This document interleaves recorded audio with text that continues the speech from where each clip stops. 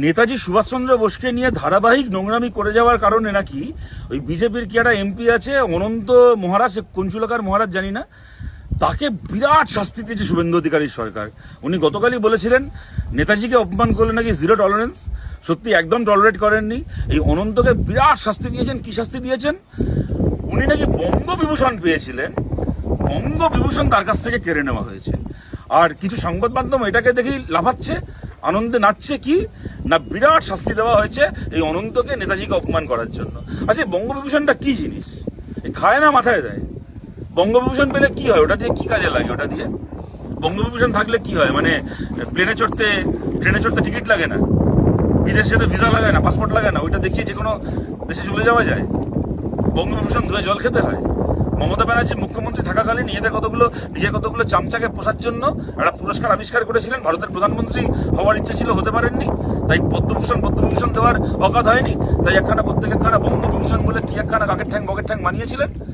সে বঙ্গবিভূষণ দিয়েছিলেন, ওই বিজেপি থেকে এমপি হয়েছিল ওই অনন্ত, তাকে পুষেছিলেন মমতা বঙ্গবিভূষণ দিয়ে। আর সে এখন ধারাবাহিকভাবে নেতাজি সুভাষচন্দ্র বোসকে নিয়ে নোংরামি করে যাওয়ার ফলে তার শাস্তি নাকি তার গ্রেপ্তারি নয়, চুরি নয়, গ্রেপ্তারি নয়, জেল নয়, কিছু নয়, তাকে হচ্ছে তার বঙ্গবিভূষণের স্বীকৃতি কেড়ে নেওয়া। আচ্ছা, নেতাজি সুভাষচন্দ্র বোসের থেকে কি মোদির সম্মান বেশি আমাদের দেশে? নেতাজির থেকে কি এখন শুভেন্দু অধিকারীর সম্মান বেশি আমাদের রাজ্যে? নরেন্দ্র মোদীর একটা ছবিতে এআই দিয়ে আগুন জ্বলছে দেখিয়েছে বলে বারাসাতের একটা ছেলেকে গ্রেপ্তার করে জেল খাটানো হয়েছে।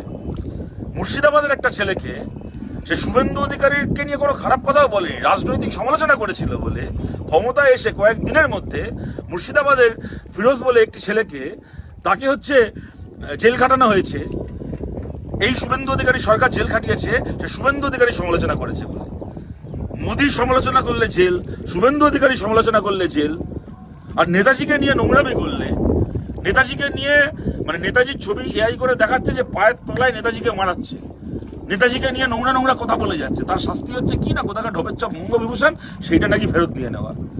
সুকান্ত ভট্টাচার্যের ছবিতে জুতো চালাচ্ছে, তার কোনো শাস্তি হবে না। মোদির ছবিতে যদি এআই করে কেউ আগুন লাগায়, তাকে জেল খাটতে হবে। চ্যাংড়ামি হচ্ছে এগুলো, ছ্যাবলামি হচ্ছে এগুলো। আমি বলছি এগুলো রাজনীতির প্রশ্ন না। রাজনীতি যা হতে পারে, কিন্তু এগুলোকে আমরা মেনে নেবো, এগুলোকে আমরা বরদাস্ত করবো? আমরা কেউ সিপিআইএম হই, আমরা কেউ কংগ্রেস হই, তৃণমূল হই, বিজেপি হই, যেই হই না কেন, আমাদের শরীরে যদি ভারতবাসী রক্ত থেকে থাকে, তাহলে আসুন আমরা দাবি করি, আমরা এই সরকারকে বাধ্য করি শাস্তি বলতে সত্যিকারের শাস্তির ব্যবস্থা করতে।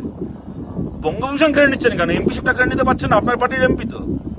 বিজেপির এমএলএ গুলো, শুভেন্দু অধিকারী সহ বিজেপির এমএলএ গুলো বিধানসভায় হাত তুলে ভোট দিয়ে এই অনন্তকে এখান থেকে এমপি করে পাঠিয়েছিলেন তো দিল্লিতে গিয়ে পার্লামেন্টে দাঁড়িয়ে প্রথম কথা বলেছিল যে পশ্চিমবাংলাকে ভাগ করতে হবে, উত্তরবঙ্গকে আলাদা রাজ্য করতে হবে।